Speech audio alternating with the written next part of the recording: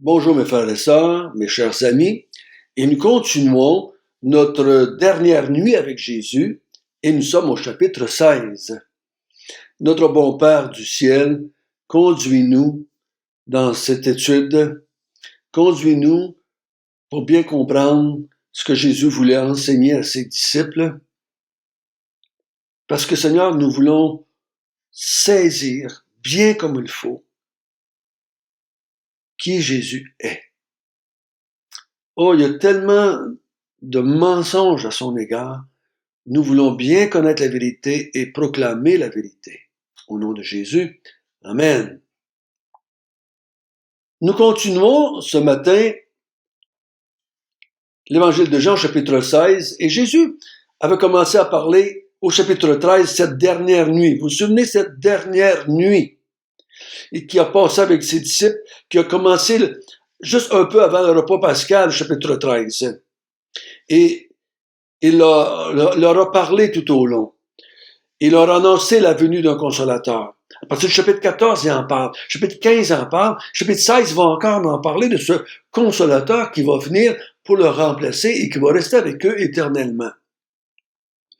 Au chapitre 13, il a parlé de l'amour du Père envers Jésus, l'amour de Jésus envers nous et l'amour que nous avons les uns avec les autres. Hier, on a commencé à voir la haine du monde en ce qui concerne Jésus. On a vu que le monde a de la haine parce qu'on ne fait pas partie du monde. Le monde a de la haine envers Dieu parce que Dieu ne fait pas partie du monde. Le monde a de la haine envers Jésus parce que Jésus ne fait pas partie du monde. Et le monde a de la haine envers nous parce qu'on ne fait pas partie du monde non plus. Cette haine vient du fait qu'on ne voit pas Dieu de la même façon qu'eux. Cette haine, c'est que Jésus présente Dieu dans la vérité. Et le monde compte des mensonges en ce qui concerne Dieu.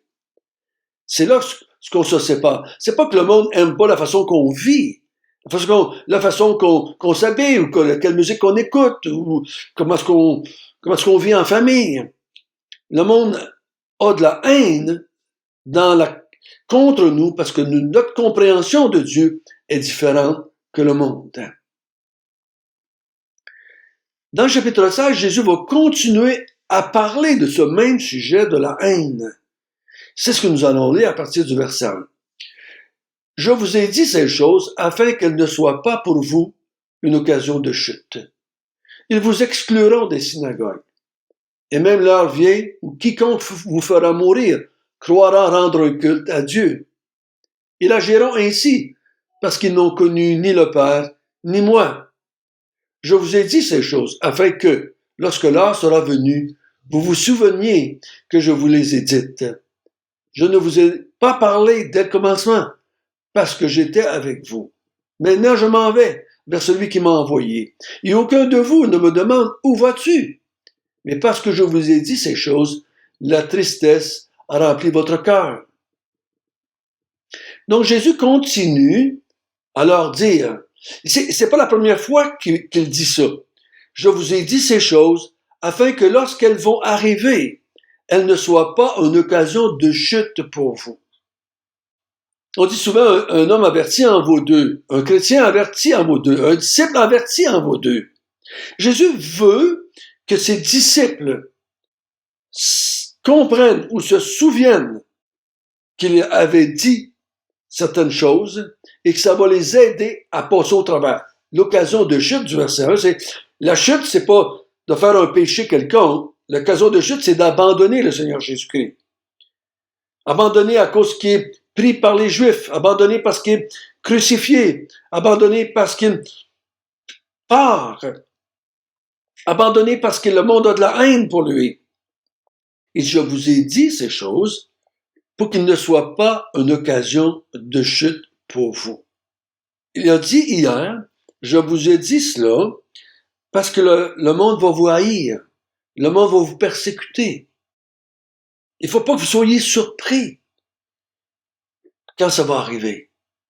Vous allez vous dire, le Seigneur Jésus nous l'avait dit. Le Seigneur Jésus le savait parce qu'il est omniscient. Le Seigneur Jésus sait toutes choses. Il sait ce qui va arriver à ses disciples et à l'Église. Au verset 2, il dit, ils vont vous exclure des synagogues à cause de mon nom, à cause de que vous prêchez la même chose que moi, à cause que vous dites la même chose que moi. C'est ça qu'ils ont fait avec moi. Quand je prêchais dans les synagogues, ils m'ont poussé en dehors des synagogues, ils ont voulu me lapider des fois, ils ont voulu me faire mourir. L'heure vient où quiconque vous fera mourir croira rendre un culte à Dieu. Imaginez-vous à quel point ils ne peuvent pas être plus dans l'erreur. Leur compréhension de Dieu est tellement contradictoire avec la nôtre. Ils vont vous faire mourir et ils vont penser qu'ils font une bonne chose. L'apôtre Paul va être un exemple de cela. L'apôtre Paul part en guerre contre la nouvelle Église, croyant faire ce qui est bien, croyant rendre un culte à Dieu, croyant faire protéger Dieu, protéger l'Ancien Testament, l'Ancienne Alliance, la loi de Moïse. Et quand il s'en rend compte, il va pleurer amèrement, notre cher Paul, se souvenant qu'il a fait mourir les chrétiens. Et le verset 3 dit, « Ils agiront ainsi parce qu'ils n'ont connu ni le Père ni moi. » Donc, la réaction de haine, toute la réaction d'amertume, de tuerie, de meurtre, comme l'apôtre Paul a fait, c'est parce qu'ils n'ont pas connu le Père ni moi. Imaginez-vous l'apôtre Paul qui se croit très connaissant. L'apôtre Paul qui est zélé pour la loi de Moïse. L'apôtre Paul qui connaît les Écritures presque par cœur. Jésus dit, il n'a pas connu le Père et il ne m'a pas connu non plus. C'est pour ça qu'il va partir en guerre contre vous, qu'il va partir en guerre contre l'Église. Et tous ceux qui le font jusqu'à aujourd'hui, qui sont en guerre contre l'Église, en guerre contre ceux qui proclament la vérité en ce qui concerne Dieu et la vérité en ce qui concerne le Christ. Mes frères et sœurs, il est vrai que des fois, les gens sont en guerre contre nous, puis des fois, ils ont presque raison parce qu'on manque de sagesse, on manque d'équilibre. Et des fois, on prêche plutôt une religion que prêcher Jésus-Christ. On défend des principes, des traditions évangéliques plutôt que de défendre la vérité en Jésus-Christ. Beaucoup de gens ont souffert de la part des inconvertis, non pas parce qu'ils ont prêché la vérité en ce qui concerne Jésus, mais parce qu'ils ont mal prêché l'Évangile. Okay? Ils l'ont mal fait, sans considérer, sans compassion, sans miséricorde, avec arrogance des fois. Verset 4. Je vous ai dit ces choses, afin que, lorsque l'heure sera venue, vous vous souveniez que je vous les avais dites. Pendant qu'il leur dit cela, là, ils entendent quasiment plus, je pense. Ils sont tellement perturbés et troublés ce soir-là, je suis pas sûr qu'ils comprennent même ce que Jésus est en train de dire. Mais il va le dire un peu plus bas. Je vais vous donner quelqu'un, le Saint-Esprit, le Consolateur, qui va vous aider à vous rappeler tout ça. Vous allez vous en rappeler. Et ça va fortifier votre foi. Ça va fortifier votre foi envers moi. Il le savait, le Seigneur Jésus. Il nous l'avait annoncé. Il nous l'avait prédit. Ne soyons pas troublés. Ne soyons pas, que ce soit pas pour nous une occasion de chute quand ça nous arrive. Il dit, je vous les ai pas dit dès le commencement. Pourquoi? Parce que j'étais avec vous. Donc, le temps que j'étais avec vous, je prenais soin de vous, vous me suiviez, vous marchiez avec moi, j'étais capable de continuer à cause que j'étais là. Maintenant, je vous le dis parce que je m'en vais. C'est ce qu'il dit au verset 5. Maintenant, je m'en vais vers celui qui m'a envoyé. Ça fait chapitre 13, il le dit, chapitre 14, il le dit, chapitre 15, il dit, je m'en vais, je retourne auprès de celui qui m'a envoyé. Et aucun de vous me demande, où vas-tu? Pourtant, ils l'ont demandé, là, au chapitre 14. Où vas-tu, Seigneur? Il leur a dit, vous ne pouvez pas venir. Où est-ce que je m'en vais? Mais là, sont rendus tellement dans la confusion, sont tellement rendus dans la tristesse, c'est ce qu'il dit au verset 6, mais parce que je vous ai dit ces choses, la tristesse a rempli votre cœur. Vous êtes tellement triste du fait que je m'en vais et que vous ne pouvez pas venir auprès de moi. Peu importe ce que je vous dis, là, ça rentre plus, on pourrait dire. Vous comprenez plus. votre cœur est rempli de tristesse et c'est comme si vous n'entendez plus ce que je vous dis. Mais le temps vient, le moment vient, où est-ce que vous allez tous vous souvenir? C'est ce qu'il dit au verset 7. Cependant, je vous dis la vérité. Il vous est avantageux que je m'en aille. Car si je ne m'en vais pas, le Consolateur ne viendra pas vers vous. Mais si je m'en vais, je vous l'enverrai. Non, il répète ici cette grande vérité, ce grand encouragement. Je m'en vais, c'est vrai. Mais il y en a un autre qui vient et qui va prendre la place et ça va vous avantager. Ce consolateur-là va vous rappeler, va vous aider à vous faire comprendre les grandes vérités que je vous ai dites qui concernent le Père, qui me concernent moi. Vous devriez vous réjouir. C'est ça qu'il avait dit au chapitre 14. Vous devriez plutôt dans la joie que je m'en vais. Parce que le Saint-Esprit va venir. Non pas que le Saint-Esprit est plus grand que Jésus, mais c'est parce que sa mission à lui est différente. Ça va être maintenant de transformer les chrétiens, de les faire naître de nouveau, de leur faire comprendre les vérités, de leur rappeler les vérités. Donc, c'est important de bien comprendre cela.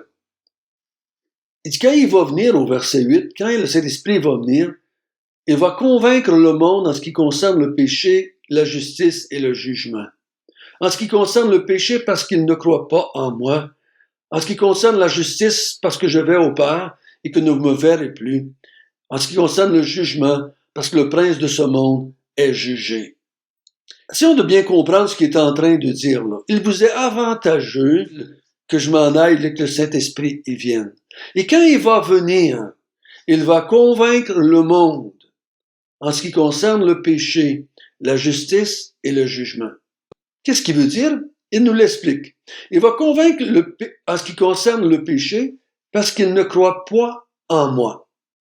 Donc le Saint-Esprit va œuvrer quand il va venir. Il va convaincre. L'œuvre de l'Esprit, c'est de convaincre.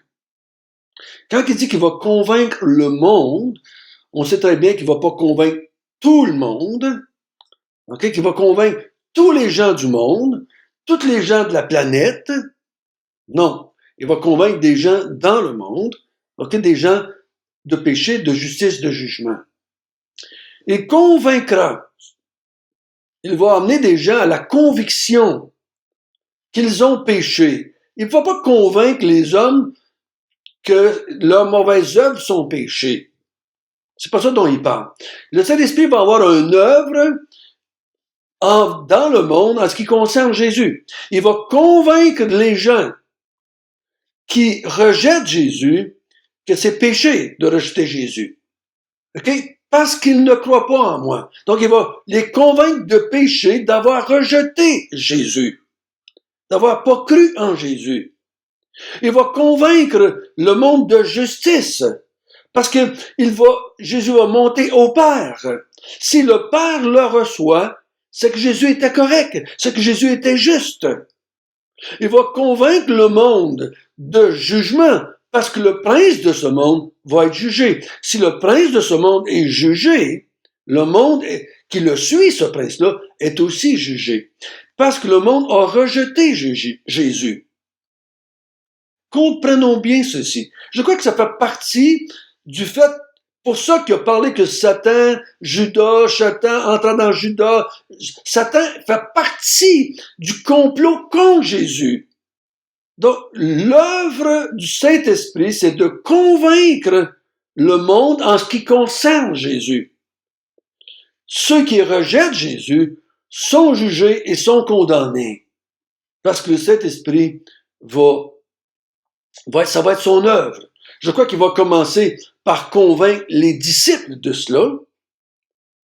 Il va commencer par les convaincre eux, le Saint-Esprit, quand il va venir en eux, et il va aussi venir dans les autres après. Donc, l'œuvre de l'Esprit, c'est de convaincre le monde de péché, de justice et de jugement. Donc, dans ce contexte de Jean ici, le Saint-Esprit il est avantageux qu'il parte parce que sans lui, sans l'Esprit, les gens ne vont jamais croire que Jésus était le Christ, le Fils de Dieu, et qu'en croyant en lui, il y avait la vie. Donc, c'est l'œuvre de l'Esprit. C'est pour ça qu'il est avantageux qu'il parte et qu'il vienne dans la vie des disciples et dans la vie des gens pour les convaincre en ce qui concerne Jésus. C'est tellement important qu'on comprenne l'œuvre du Saint-Esprit. Il va continuer à en parler demain. L'œuvre de l'Esprit dans le monde. Même dans l'Église, on dit tellement de choses en ce qui concerne le Saint-Esprit. On a mal compris, je dirais, bien souvent, l'œuvre du Saint-Esprit. Pour bien comprendre le Saint-Esprit et son œuvre, le chapitre 14, 15, 16, 17 de Jean sont les chapitres les plus importants pour bien comprendre l'œuvre du Saint-Esprit. Parce que c'est Jésus qui en parle. Jésus dit comment il va venir et pourquoi il va venir, chez qui il va venir et quelle va être son œuvre. Notre bon Père du ciel, aide-nous à bien comprendre l'œuvre du Saint-Esprit.